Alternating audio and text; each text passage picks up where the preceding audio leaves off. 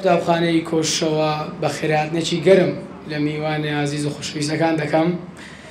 زۆر خۆشحاڵین ئێمە کە ئامادەبوون لە کۆتایی یاری خولی فوتساڵ 2022-2023 کە لە نێوان قوتابخانە نەحکومیەکان لە سنووری پارێزگای هەولێر ئەنجام درراوە. زۆر خۆشحاڵین دووبارە بەم یاریە دۆستانەی کە بەرنامەڕێژ کراوە لەلایەن بەڕێوەبەرایەتی گشتی پەروەردەی هەولێر بە سپۆنسەری قوتابخانەی کۆشی ناحکومی ئینگلیزی. ئەم ئیڤەنتە جوانانە بەردەوام بن بۆ بەرزکردنەوەی کواڵیتی کارەکان لە بواری پەروەردە و کارە مرۆییەکان دەست لە ناو دەستی یەک بۆ گەیشتن بە ئامانجە ڕووناکەکانمان و پێشخستنی نەتەوەی کورد و ئاڵای پیرۆزی کوردستان. ئەمەوێت دەستپێکی ئەم ئیڤەنتە خوێندنەوەیەکی چەند ئاەتێکی قورئانی پیرۆز بێت کە لەلایەن قوتابی خۆشەویستمان قوتابی زیرەک بەشیر محەممەد. الرحمن علم القرآن خلق الإنسان علمه البيان الشمس والقمر بحسبان والنجم والشجر يسجدان والسماء رفعها ووضع الميزان ألا تطغوا في الميزان وأقيموا الوزن والقسط ولا تخسروا الميزان والأرض وضعها للأنام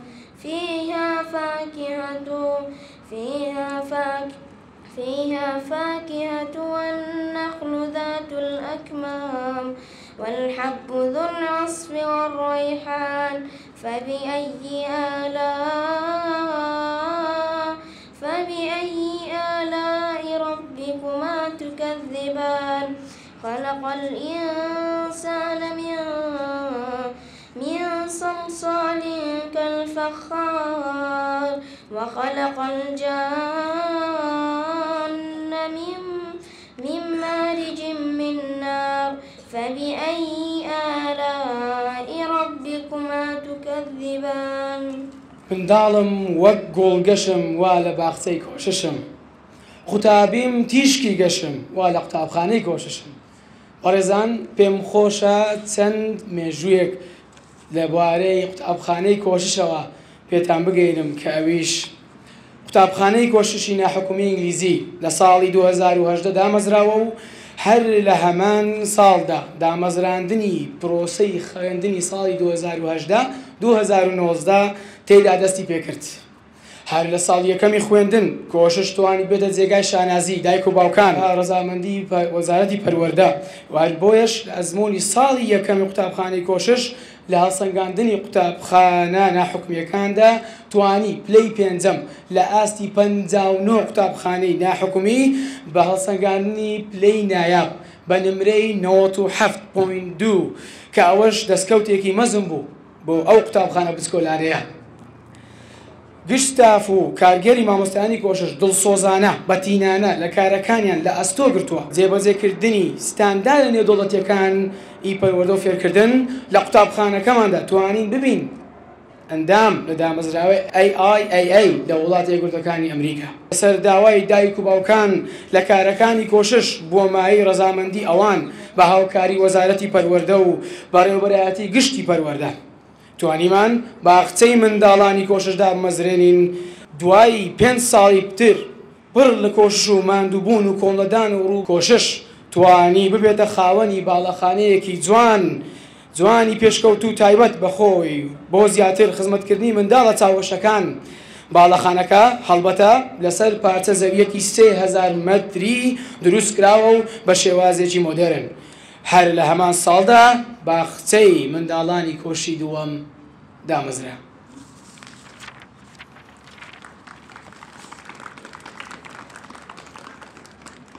بەڕێزان ئێستاش داوا لە سەرۆکی ئەنجومەنی قوتابخانەی کۆشش دەکەم. مامۆستا ئامانج بفەرمێت بۆ پێشکەشنی وتارێک. بەناوی خوای گەورە میهرەبان، بەڕێزان میوانانی بەڕێز بەڕێوەبەری گشتی پەروەردە، بەڕێز مامۆستا شێرزاد بەڕێوەبەری سەرپەرشتیارانی پەروەردە، بەڕێز مامۆستا بێجان، بەڕێوەبەری چالاکی وەرزشیەکان، بەڕێزان و میوانانی بەڕێز خاوەنی قوتابخانە و بەڕێوەبەری قوتابخانە و مامۆستایان قەدرگران، قوتابیە خۆشەویستەکان بە خێراتنی یەک بە یەکتان دەکەم. هەروەندە دەڵێم ئەمڕۆ شەرەفمەندم لە خزمەت جەنابتان و لە خزمەت ئەو قوتابیە خۆشەویستانە. وەکو قوتابخانەی کۆشش دەمەوێتن سوپاسی یەک بەیەکی ئەو مامۆستایانە بەڕێزانە بکەم کە سەرپەرشتی ئەو خولیان کردیە و سوپاسی بەڕێز مامۆستا هاشم بکەم لەگەر هاوپیشەکانی کە زۆر بە جوانی خولەکەیان بەڕێوە برد، و سوپاسی یەک بەیەکی ئەو قوتابیانە ئەزیزانە دەکەم کە لە کاتی خۆیان گرت و بەشداریان کرد لەو و ئەمڕۆژ دەستخۆشی لە هەردوو تیمی قوتابخانەی ئەدڤانس و فاخر میرۆسۆوی ئینگلیزی دەکەم کە ئەمڕۆژ بەشدارن لە خولی کۆتایی. دووبارە و سێبارە بەخێر بێن سەرسەر و سەرچاوان. زۆر سوپاسی بەڕێز ئامانج دەکەین بۆ پێدانی وتارە. ئێستاش بانگێشتی بەڕێوەبەری گشتی پەروەردەی هەولێر بەڕێز مامۆستا لوقمان سعید دەکەم بۆ پێدانی وتارێک بۆ میوانە عزیزەکان و خۆشەویست. بەناوی خوای ئەو کاتتان باش. مرۆڤ زۆر جار هەندێک شت دەبین دڵخۆش دەبی پێی. یەک لەو شتانەشەوەیە کە دەبینی لە وڵاتەکەت شتی جوان ڕۆژ بە ڕۆژ بەرهەمدێن. ئەمە زۆر سوپاسی قوتابخانەی کۆشش دەکەین کە بە سپۆنسەری وان هەستان بە کردنەوەی خولێک بۆ قوتابخانەکان خولی فوتساڵ کاوڕۆ نیایەکە بە ڕێوە دەچین.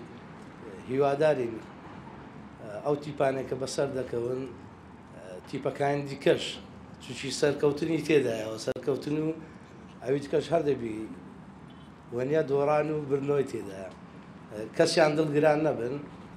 هیوادارین قوتابخانەکانیش بەڕاستی ئومێدمان بە قوتابخانە ناحکومیەکان زۆرە و بە باڵ پشتیش خۆشمانیان دەزانین. کۆشش تۆی خۆشەویستم چرای گەشتی زانستم. زۆر زۆر سوپاسی مامۆستا لوقمان سعید دەکەین بۆ پێدانی وتارە. ئێستاش بە هەمومان بە چەپڵەیەکی بەهێز پێشوازی لە تیمی نمایشی قوتابیانی کۆشش دەکەین. فەرموو قوتابیە خۆشەویستەکان.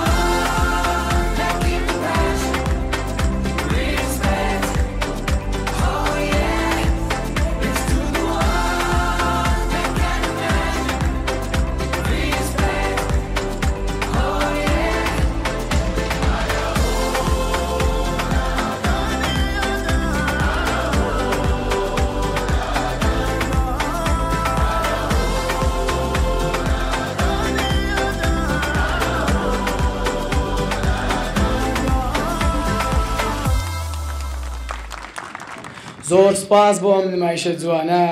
کوردستان سەربەرزە بە ئێوەی بەتوانە بەهێز ئەینەوەی سەرکەوتووی دوا ڕۆژی کوردستان.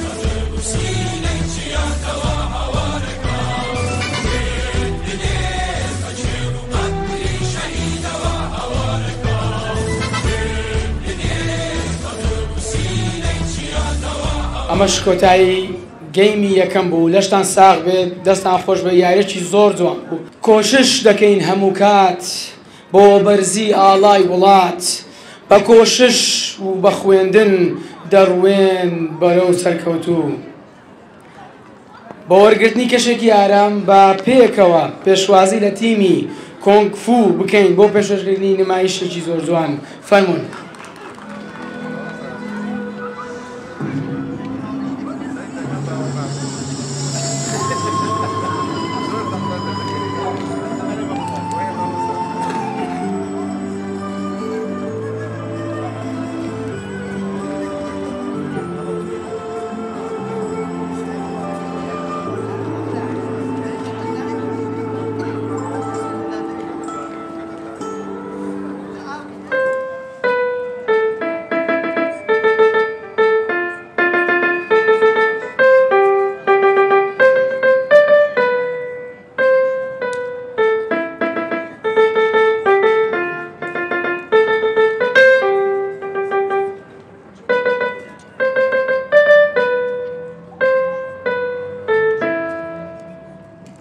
دەست خۆش.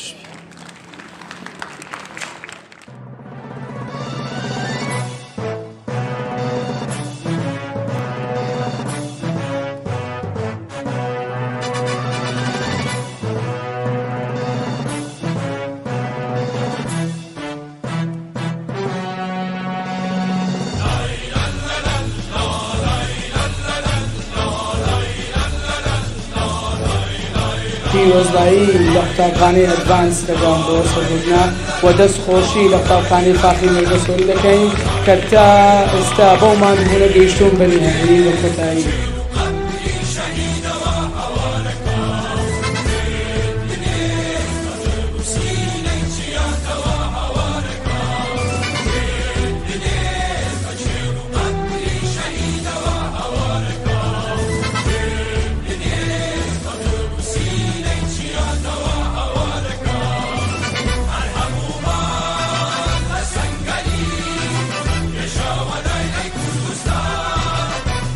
Goda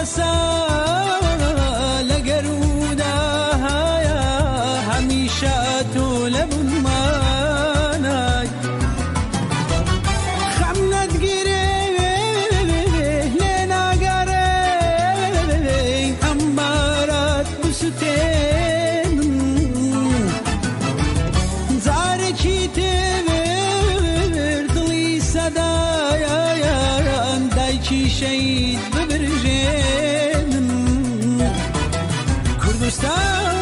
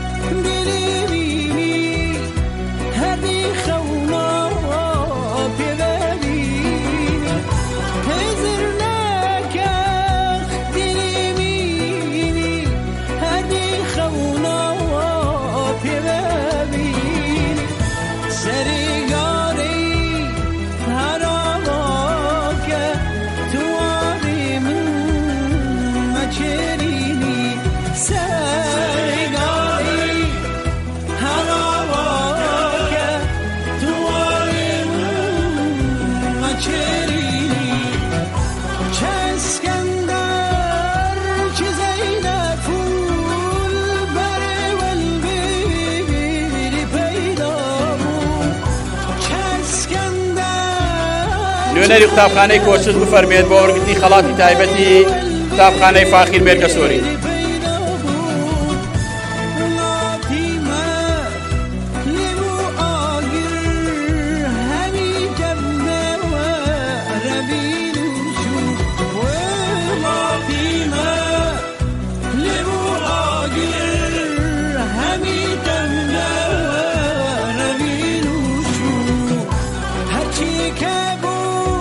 تایبەت بۆ قوتابخانەی کۆچس کە ئەرکو مادیبوونێکی زۆرێکی بەڕاستی بۆ سانسکردن و بەڕێوەچی پاڵەوانیەکە دەستخۆشی بۆ قوتابیان مامۆستایان کارژێری بە تایبەتی مامۆستایانی وەرزش کە لەگەڵمان مادی بوو دەستان خۆش بی. پیرۆزە لە قوتابخانەی ئادڤانس یاریزانان مامۆستا دەستەی کارژێری دەستان خۆش.